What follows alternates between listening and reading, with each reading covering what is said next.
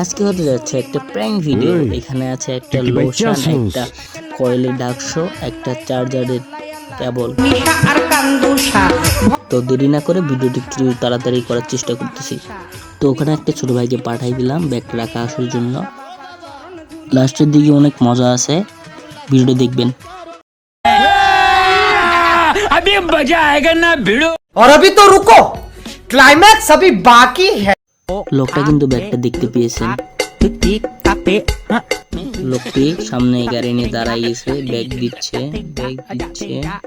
মজাটা তো এখান থেকে শুরু।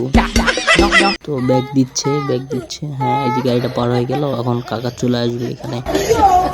দেখা যাক কখন আসে। চলে আসছে কাকা। এই যে আমার এন্দা ব্যথা করে পাও